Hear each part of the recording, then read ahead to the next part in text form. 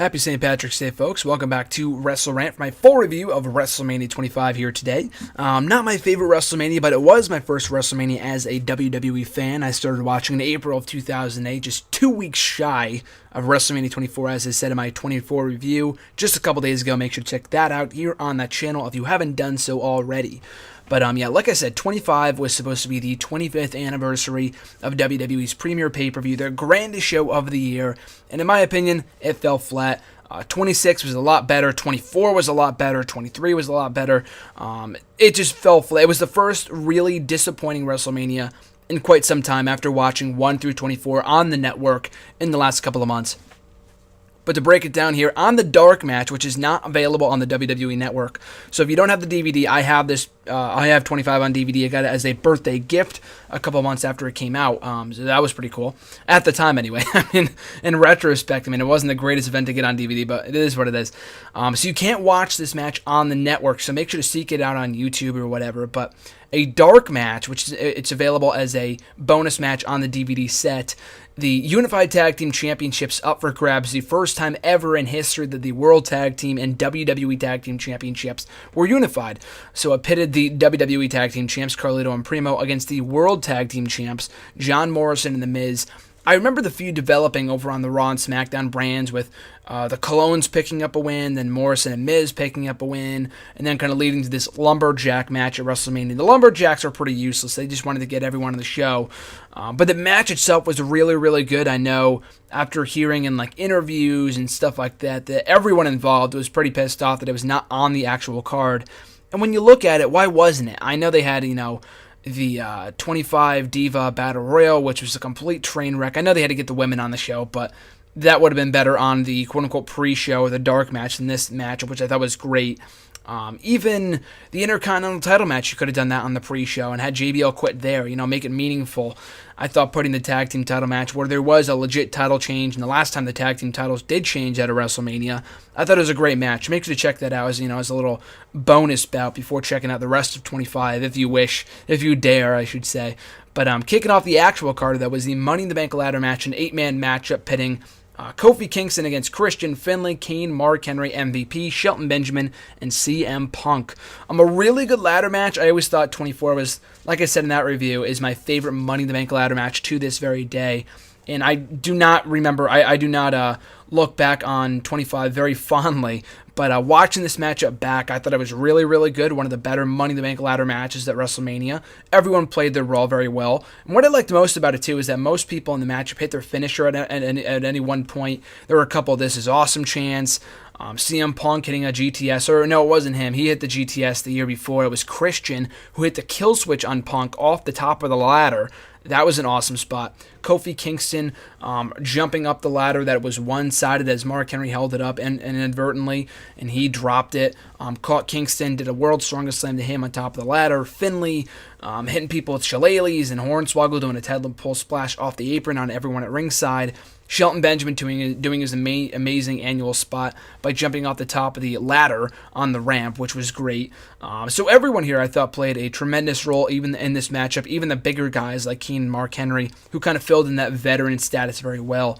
But everyone involved, though, that did not have a big chance of winning, unlike at 24 when anyone could have won that matchup. This one, not so much. Punk, there was a chance. He was still being featured prominently. He had just dropped the Intercontinental Championship.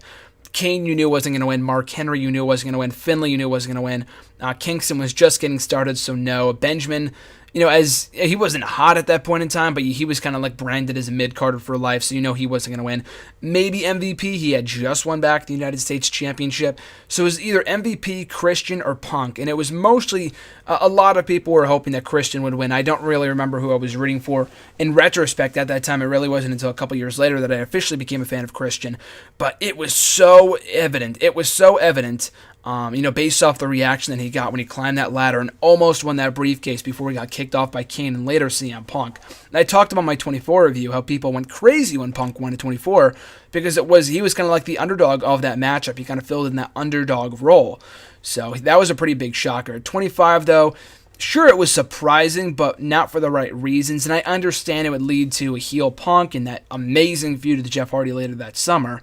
but it just felt like a waste. Like, why have this guy win twice? His first title win wasn't good. I mean, he had a nice title win on the June 30th edition of Monday Night Raw in '08, but the reign was so lackluster. And even Punk said on his documentary, like, they're doing this to me again. And like I said, it would end up becoming for the better and lead to a great feud with him and Hardy that summer.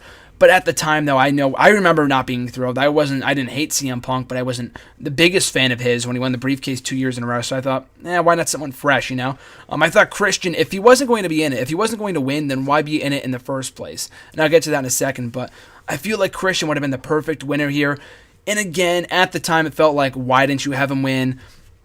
And a lot of people, in retrospect, ended up working out for the better, like with Punk, because he ended up making ECW as his own, making that his show, which for its final year that it was on the air for, having great matches, reigning as the ECW champion for almost his entire tenure there, having great matches week in and week out, and kind of carrying the younger talent, putting them over. But still, though, I felt like he was the fan favorite here, and maybe they wanted someone else to kind of rival CM Punk and make it not completely obvious that Punk was going to win. Maybe that's why they put him in there. That's the only reason I could think of. Because otherwise, why wouldn't you have done an ECW championship match? They had Christian and Swagger face off with the ECW title on some random episode of ECW in like mid-February or March or something like that. After Christian had beat him his first match back in WWE in early February, and then they had the title match. Swagger won, and then Swagger wasn't even on the show. It wasn't like he was still undefeated or anything like that, but I believe he deserved better than just to be left off the WrestleMania card. He was left as a fucking lumberjack in the dark match, where he didn't even carry out the championship. After the ECW title was defended in 8 seconds at WrestleMania 24, which I was not against whatsoever. Like I said in that review, I thought it was for the better. No one would have given two shits about that matchup to begin with. But I felt like that matchup did have some steam between Christian and Swagger, and of course they would go back to it. They would end up having that awesome match at Backlash 09, which I did review here on the channel last spring, if you want to go back and check that out, cheap plug. But as someone noted to me on Twitter while watching this event over the weekend, they noted that, it led to a great moment at Backlash between Swagger and Christian, but think of how much more monumental that moment would have been had it happened on the grand stage of WrestleMania. And I couldn't agree more. I thought that was a great point, that why couldn't they have just done that match? I would have rather seen that than the Intercontinental title match or the women's match or whatever. That was a complete waste, but a wasted opportunity in my opinion. A really good Money in the Bank ladder match overall, though, to kick off the show. Not so much a fond result. In the long term it would work out. At the time, though, it was not the best result, but a really good match, though. Up next, the Miss WrestleMania 25 Diva Battle Royal, a complete fucking train wreck, and you knew Santino was going to win from the moment that you saw him/her in the ring. It was so fucking obvious, and a slap in the face to people like Molly Holly, Victoria. I think Tori Wilson was in there too. I believe Sunny made a comeback. Trish Stratus, I know a lot of people were hoping was going to be in the matchup. I remember reading at the time that she actually declined to be involved in the contest, which was absolutely for the better. She probably knew it was going to be a joke. As the greatest women's wrestler of all time, I could not commend her more for making that decision, because this match was a complete joke. And I know there were rumors at the time of making it an annual thing, and I could not be happier that ended up being nixed, and that was never the case after that. We finally have a meaningful women's match at WrestleMania this year between AJ, Paige, and the Bella Twins in tag team action. This was, a long streak. You talk about Undertaker streak. We had a long streak of meaningless women's matches at WrestleMania. With the championship on the line, without the title on the line, it didn't matter. They just didn't fucking mean anything. They were terrible, and this was one of them. And I don't blame the women at all. The matches could be a little bit better if they weren't completely rushed. And I don't know if this was the case on the network. I know it was the case on the DVD, and I'm sure it is on the network too. I'm sure it's like identical.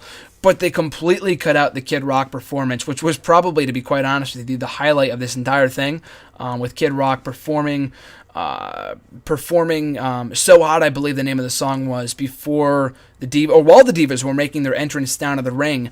And I thought that was the best part about it, and they completely cut it out, probably due to copyright reasons. They edited out the song when Santino had won the matchup afterwards.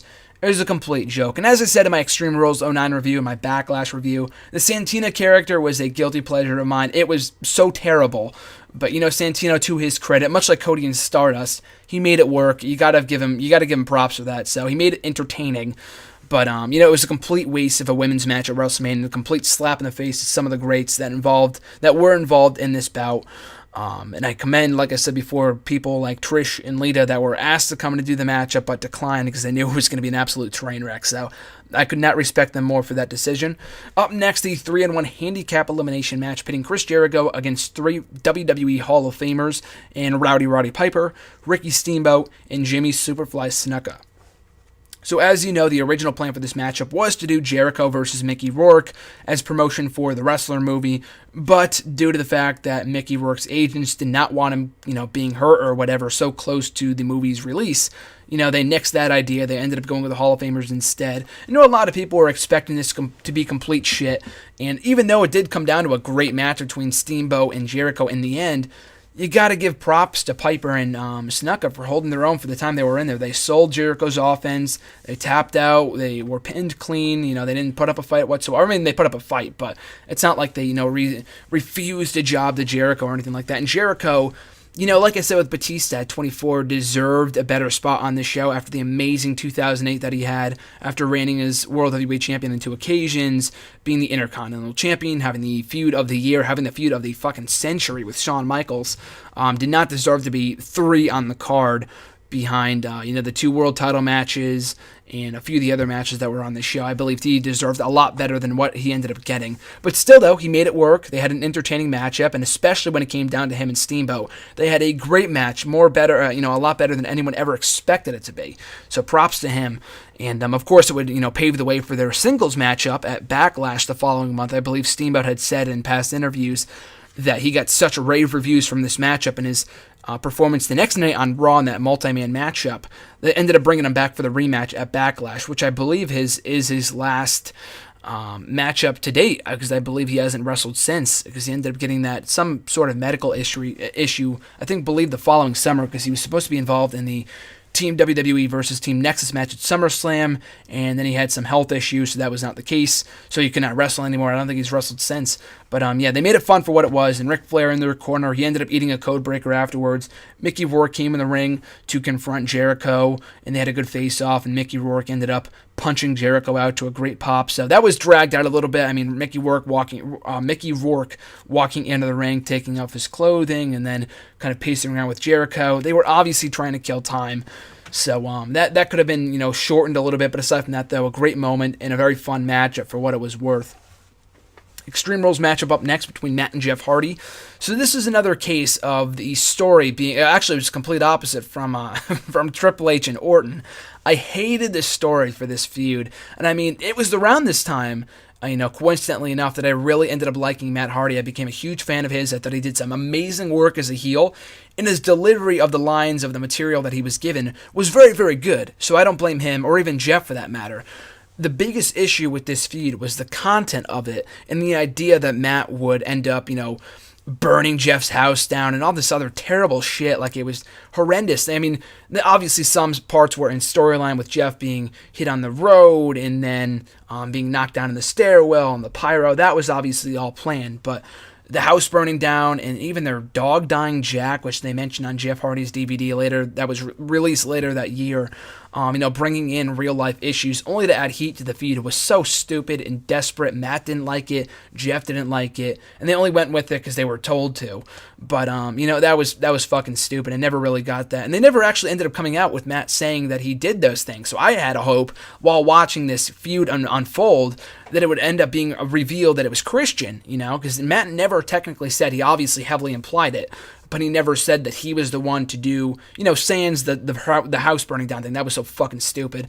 But all the other stuff, though, the pyro, the stairwell, the getting hit off the road thing, getting run off the road, all of that stuff could have been Christian, and originally it was supposed to be. Like I talked about a few people on Twitter while watching the show, and I mean, this is no secret either. This goes back to, years upon years upon years, that instead of Matt Hardy, it was supposed to be Christian versus Jeff Hardy at WrestleMania. But, word got out on the internet. Vince doesn't like when their plans get revealed more often than not. So we ended up switching the plans. And we got a great match out of it. I really enjoyed this matchup between Matt and Jeff. They got their WrestleMania moment. I was happy to see Matt get his big win, his first big singles win at WrestleMania. and get a clean win over his brother that would continue the feud, allow Jeff to get his big win at Backlash the following month. So we got a great match out of it. But just the feud never really made any sense, and Matt never ended up coming out saying that he was the one who did it. So, I mean, it would have been a lot better that you did Christian and Jeff, which I thought would have been amazing had they not switched plans on us at the last second. Still, though, a really, really good matchup from Matt and Jeff. They went all out for this bout, and I believe there was at one point in the contest where I believe Jeff ended up getting hit in the hair with hit in the head with a steel chair.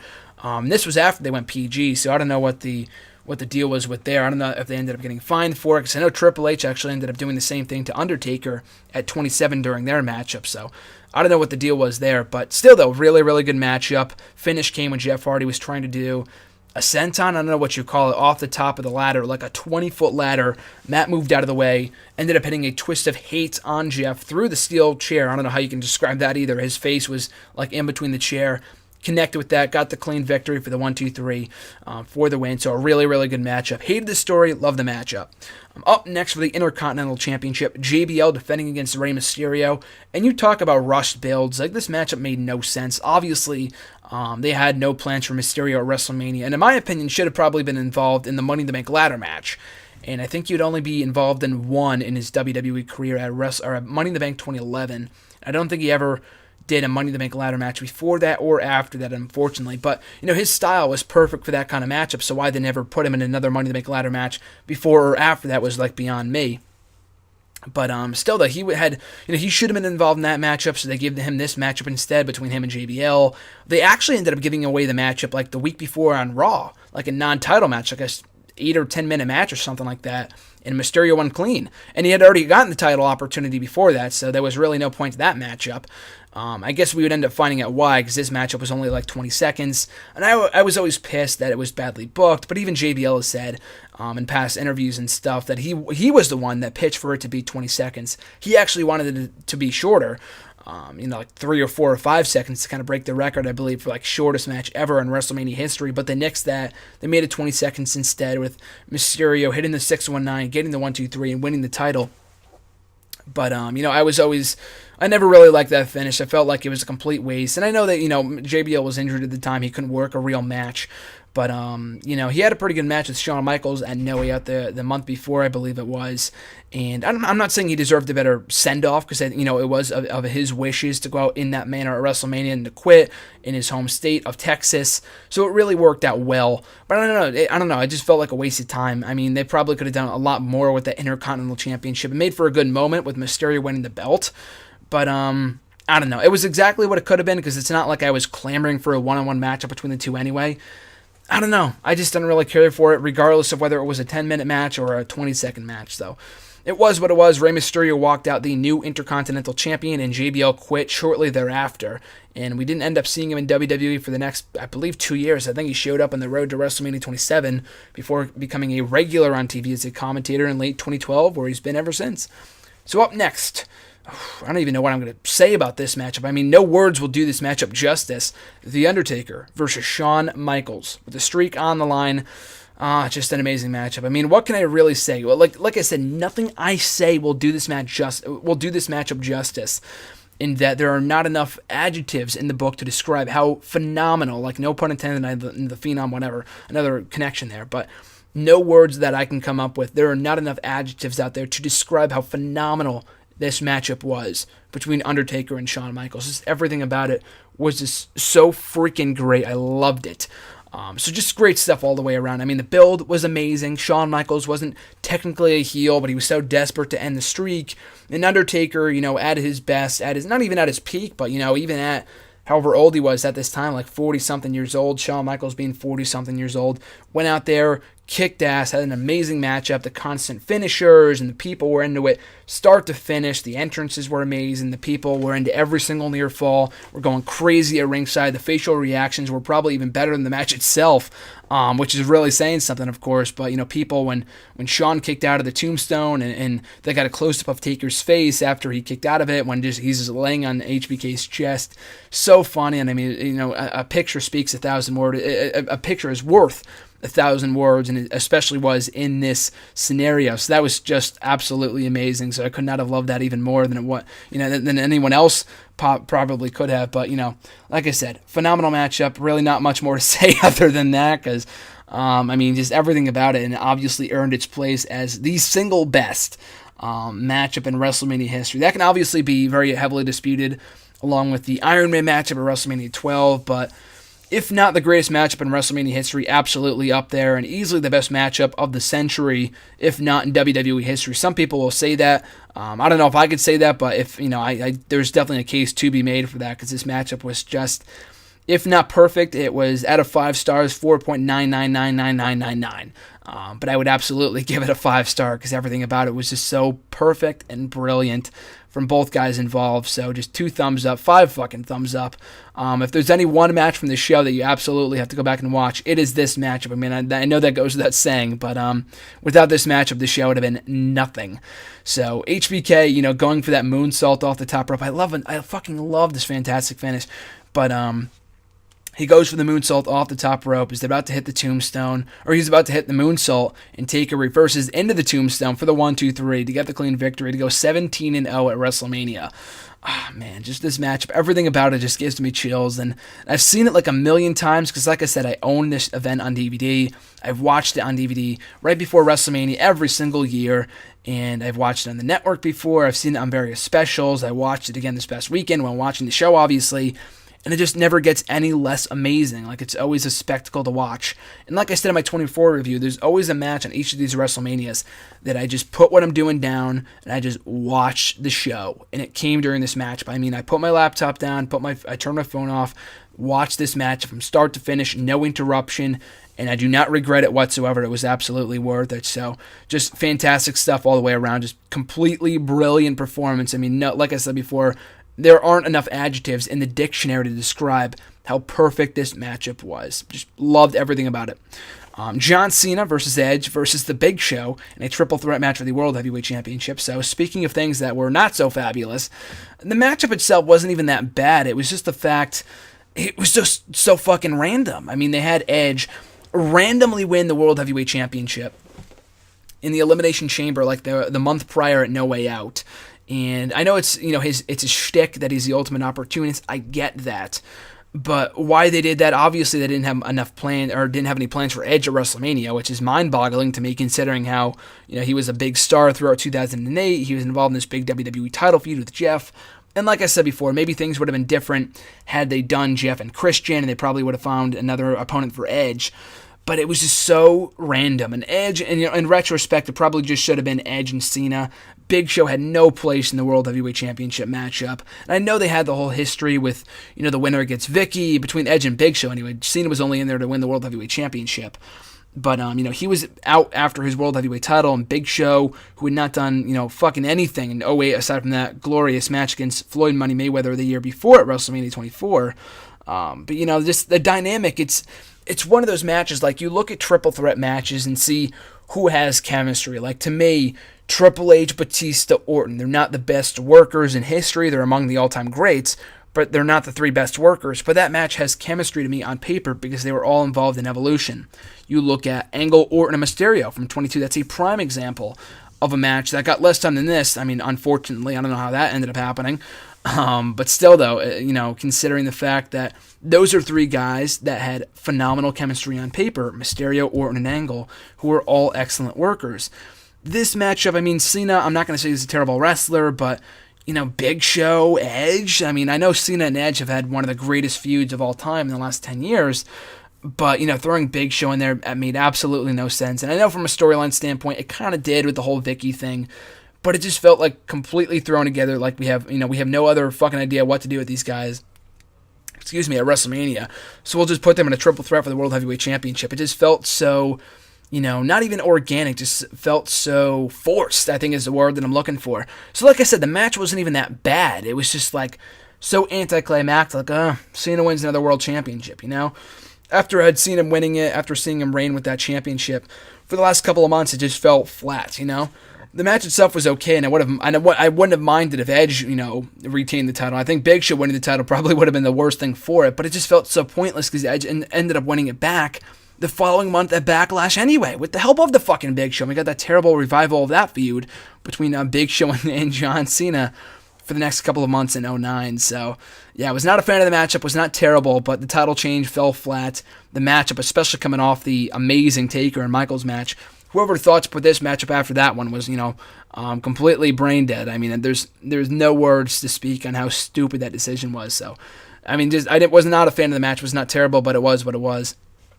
So we get to the main event for the WWE Championship between Triple H and Orton. So like I said before, this was the complete opposite of what Matt and Jeff was, because I thought the story going into this WrestleMania was so goddamn good. And I've spoken in the past about how run down these matches between Triple H and Orton have been. Like, I believe they face each other one-on-one at least once. For the most part, like, if they faced each other at pay-per-views at least once from 2004 to like 2010. Like, that's a 7-year span, 6-7 year span where those two faced each other on pay-per-view. They had that world title clash in 2004 when they turned on each other in Evolution. 2005, they faced each other at the Rumble that year. 2006, they faced each other when Rated RKO and DX were doing their shtick on pay-per-view. 2007, they traded a few wins on pay-per-view at the end of the year. 2008, they feuded over the WWE title. In 2009, they feuded over the WWE title, of course. And they would also feud not feud in 2010, but they did have that like one-off match on Raw. So, and the thing is that they never had great in-ring chemistry. Like, they had a couple good matches. I didn't really mind the 3 Stages of Hell match, the Royal Rumble match from the 2005 installment. I thought was pretty good, which I reviewed here on the channel, cheap plug, a couple of months ago. So I thought that was really good. This was not one of their best matches. If anything, it was one of their worst. It was probably because that build was so great in the home invasion stuff and the McMahon thing. I mean, I know it was so predictable that Triple H was going to win, after Orton took out Vince and then Stephanie and then Shane, then he would obviously have to go after Triple H. I mean, it was a predictable story that Triple H would come out on top, but then, I don't know, it was just so stupid, so I didn't really enjoy it at all. And the matchup got like 25 minutes, not thankfully not as much as Taker and Michaels. Thankfully, they got the half-an-hour mark, but I would have given more time to the fucking Money in the Bank ladder match had this matchup not gone so long, or the Hardy match, or the Jericho match, something else. I mean, you could have taken that time and given it to the fucking tag team title match, taken 8 minutes out of that and given that to the tag team title match to have that kick off the show. I just thought that was a dumb decision. There was various factors what made it so terrible. I mean, not terrible, just very, very lackluster, very, very uneventful, I guess is the word for it. Coming off the Michaels and Taker match, after the amazing build, the lack of chemistry, the use of weapons, the early use of finishers, like in the first few minutes of the matchup, like we saw an RKO, then a pedigree. It was like, what? And then Triple H ended up hitting him with like a sledgehammer, got the 1, 2, 3, and that was it. Like, there was no drama whatsoever. It reminded me a lot of Jericho and Triple H from WrestleMania 18, which again was a good match. A lot better than this match in my personal opinion, but whatever. That matchup got overshadowed in the main event by the earlier matchup between Hogan and Rock. And that was the same exact case on this show. And Triple H was unfortunately in the wrong place at the wrong time.